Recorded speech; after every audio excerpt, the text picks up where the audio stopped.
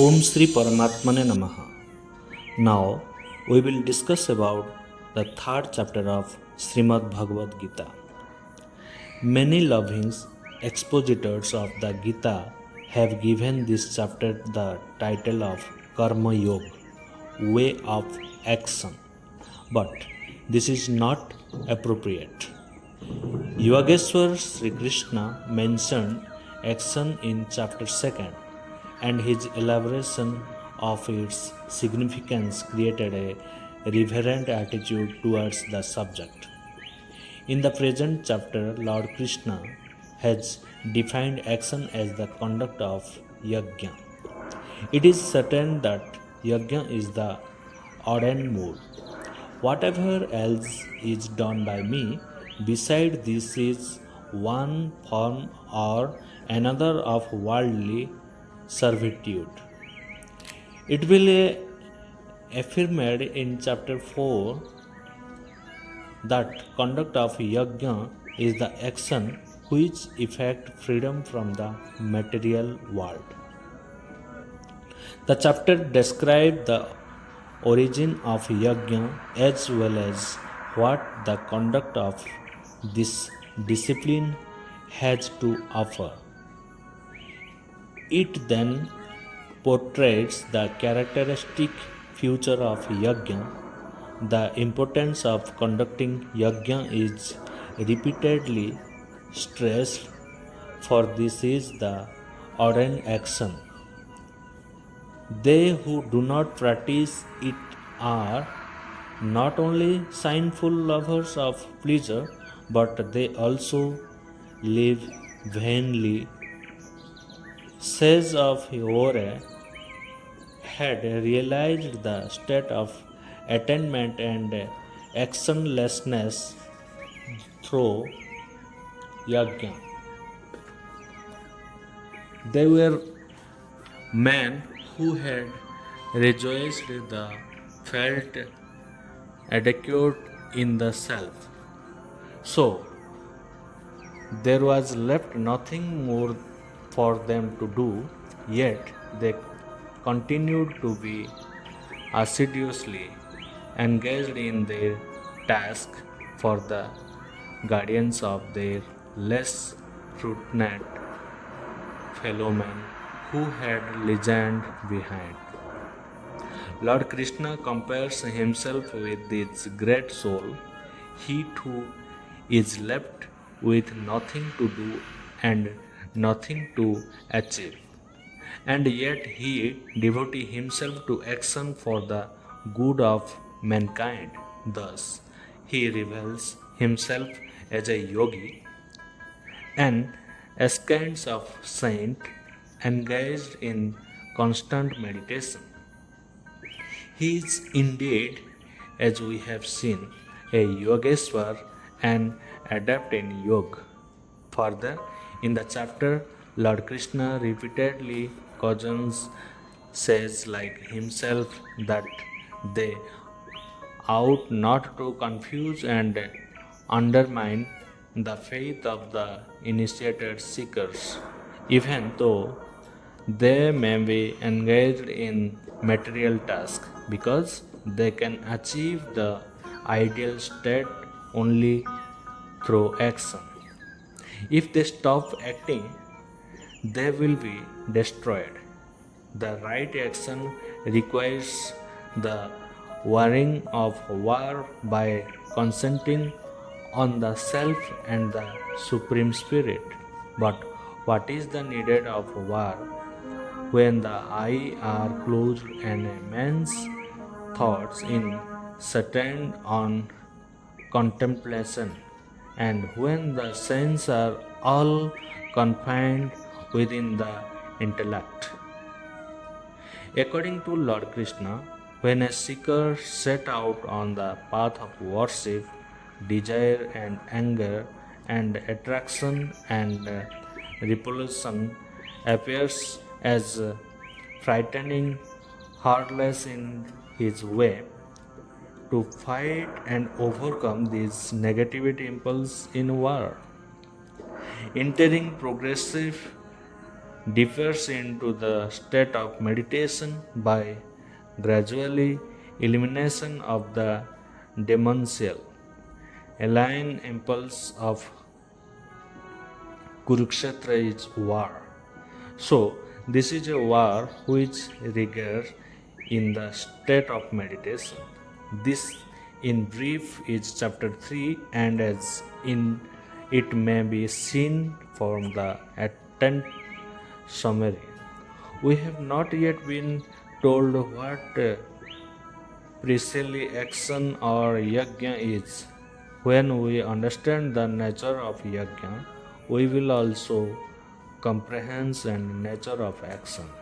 This chapter mainly stresses the instructional role of sages of a great soul who have perceived reality. The chapter is thus a directive for revered teachers. They will lose nothing if they do not undertake any action, and they will not gain anything for themselves if they do not eat. And yet they have to be achieved for the welfare of mankind. However, nothing of real significance has been said for seekers who wish a realize to God. They are not told what they have to do for this. This chapter is therefore not about the war of action. The action which has to be undertaken has not yet been illuminated. So far, all that we have been told is that the conduct of yajna is the prescribed action. But then we are kept in dark about what yajna is. It has to be admitted thus that the most details portrayal of war is found only in chapter 3 in the whole of the Gita. Glancing at the Gita as a whole, it is in chapter 2 that Lord Krishna exhorts Arjuna to fight because the body is destructible. He should fight because the body is ephemeral. This is the only consent reason for fighting given in the Gita. Later, while explaining the way of knowledge, war is said to be that the only means for achieving the most auspicious end. Lord Krishna has told Arjuna that the knowledge he has imparted to him related to the way of knowledge. The knowledge is the Arjuna should fight because it is the profitable for him in victory as well as defeat. Later in chapter 4, Lord Krishna will tell Arjuna that resting firmly in yoga, he should sever the irreligion in his heart with the sword of discrimination.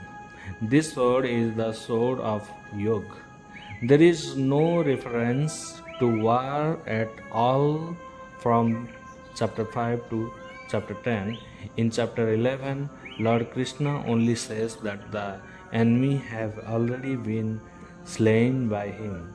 So, Arjuna has just to stand as a proxy and earn glory. The enemy has to be killed even without his killing them, and the power which drive all beings and object will also use him as an instrument to the effect of what he wishes.